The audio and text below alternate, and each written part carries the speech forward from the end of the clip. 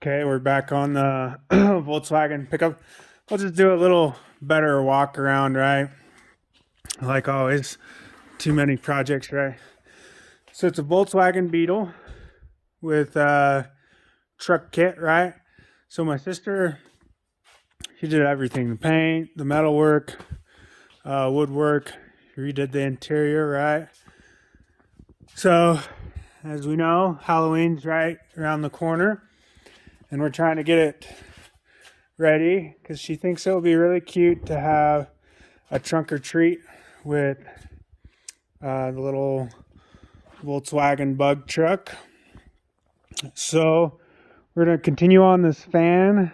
We're going to see if I can try to get the fan to turn on. So I'm going to ground it out real good and then add the power and see if we can get it to work. So we'll start there. So I'm going to run a ground. Let's see. Probably from one of these bolts. Well, probably this one since it's loose. Run a good ground right to where this ground is down here. And then we'll hook a couple things up and see if we can get it to turn on. So we'll go from there. Okay, so the fan is good. Got ground wire from the motor to the radiator now. And then, so if I have my power there, I've got this ground there just to make sure that the ground is good. And then if I complete the circuit here, we got power, right? So now it's just a matter of cleaning up. I wish I had better connectors, but don't have quite enough time. So I'm going to kind of clean up these connectors with what we have and then see if I can find a little torch or something to kind of heat up the sensor to see if that portion works, and then it should be good. Okay, so the fan works. I tried heating the sensor up. I'm not sure that sensor will work for this. I don't know. I don't think it'll ground it. So I might just have to wire in a little switch or something so she can turn it on manually. And that will get her through this little thing, and then get a kit and actually redo the whole fan system so that it's actual decent fan system on this. A lot quieter and smoother too. Okay, we're back at it. Try to finish it tonight since my sister will be taking it this weekend and I won't be here. So picked up this is just a light wiring harness kit from Napa since that's the only thing we have in this area. So this should have everything I need. It's got the fuse, a relay. We can wire it so there's a manual override switch, and wire it so that it hooks into that sensor. I'm not sure if the sensor's good or not. Our parts store didn't have one, so we might have to switch that out. But I'll look at how to get this snaked in here. So it's all, the bed's sealed and they have all the wires ran through the bed. So I don't know where I'm gonna put the switch right now since it's all kind of boxed in and hard to get to. So the joys of custom projects, I guess. Okay, so I just talked to my sister to make sure it's okay to cut holes and things. But, so I am going to, here's the manual switch I'm going to wire in, right? It goes back here. We're going to put it right next to, so this is her light bar. So I got to get the wires in here somehow. But everything is closed off. So let me get my light here. There's these old, oh, where is it? There should be. old heater tube inlets. Maybe it's on the other side. Well, anyways, so we're gonna come through.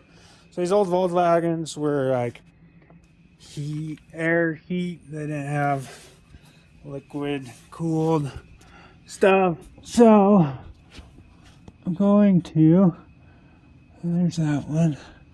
Should have one on both sides. Ouch.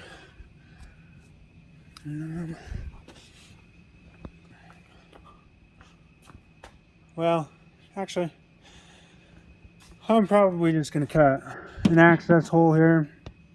And then she can close that off. Then I can snake the wires up. And I'll drill an access hole down here so we can get our hands in there. And then just fish the wires up, drill a hole here. And we'll do it that way. So then we can run our manual wire there, hook our power grounds up, and then hook this stuff up to our fan and everything else. So it should all work. I just got to look at the wiring diagram some more and then go to wiring. But I'll get everything fished in, and then we'll worry about the wiring next. Okay, here, so got an access hole here. I put tape around the edges so I'm not getting fiberglass stuck in my hand and cutting my hand all up. And then I also got one cut back here.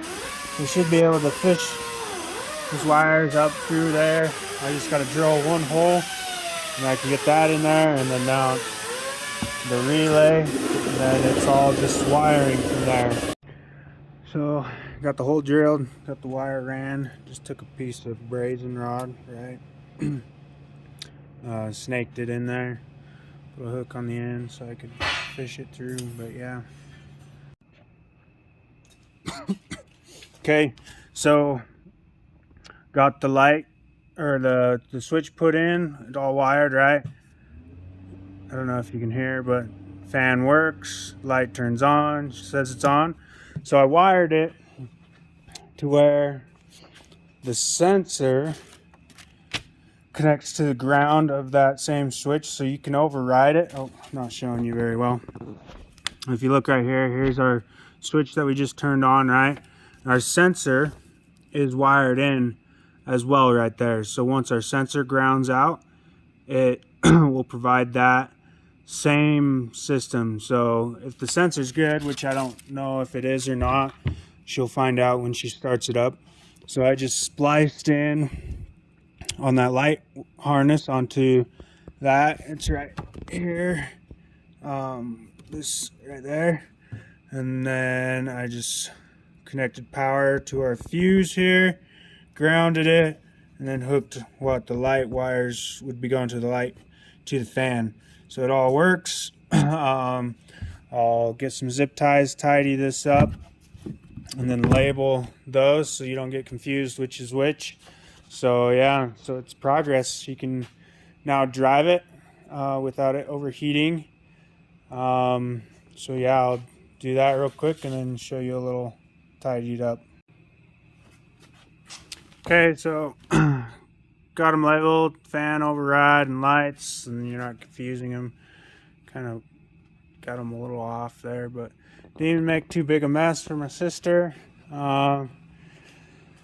Technically, I probably should have shortened the wires, but since it is a pre-made harness, it's kind of hard to, since I don't want a whole bunch of butt connectors and stuff in there. There it is. It's cleaned up pretty good. She'll have to kind of cover this hole a little, so it's not throwing a whole bunch of water in there.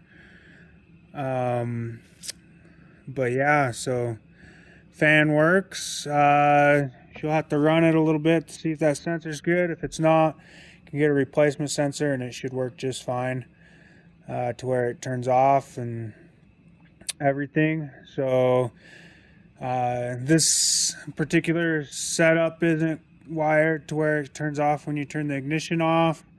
So whenever your sensor is turned off, so say it turns on at 195 and turns off at 185.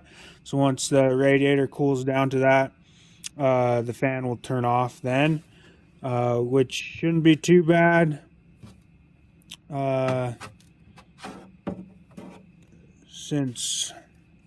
Or take too long to do.